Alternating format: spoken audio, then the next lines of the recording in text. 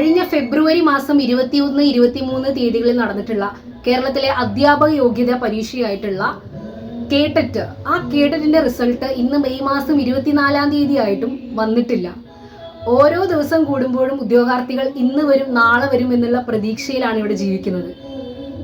എത്ര വലിയ അനീതിയാണ് ഈ പരീക്ഷാ ഭവൻ ഉദ്യോഗാർത്ഥികളോട് കാണിച്ചിട്ടുള്ളത്. നമുക്കറിയാം, ഈ ഏപ്രിൽ മെയ് മാസങ്ങളിലാണ് കേരളത്തിൽ വിവിധ എയ്ഡഡ് അൺഎയ്ഡഡ് സ്ഥാപനങ്ങളിലേക്കുള്ള ഇന്റർവ്യൂസ് നടന്നു വരുന്നത്. ഈ ഒരു സാഹചര്യത്തിലാണ് കേട്ടറ്റിന്റെ റിസൾട്ടിന്റെ പ്രാധാന്യം എത്രത്തോളം ഉണ്ടെന്ന് നമുക്ക് മനസ്സിലാകുന്നത്.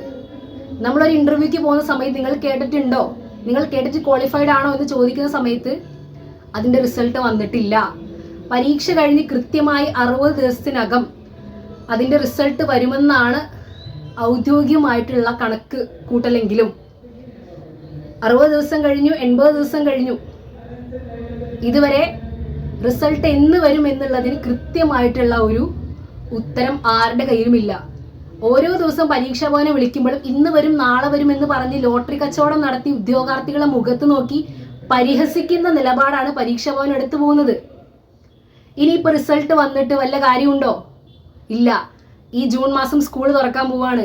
നമുക്ക് ആ റിസൾട്ട് കൊണ്ട് ഏതെങ്കിലും സ്കൂളിൽ കയറാൻ പറ്റുമോ? തീർച്ചയായിട്ടും ഇല്ല.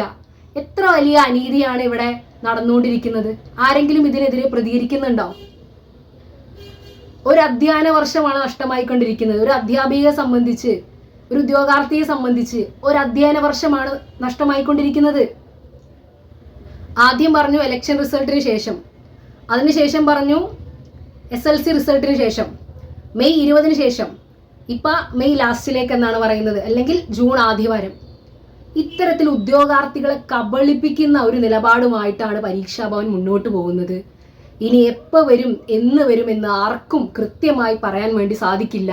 കാരണം പരീക്ഷാ ഭവന് തന്നെ ഇതിനെക്കുറിച്ച് വലിയ ധാരണയില്ല എന്നാണ് ഫോം വിളിച്ചു നോക്കുമ്പോൾ നമുക്ക് മനസ്സിലാകുന്നത്.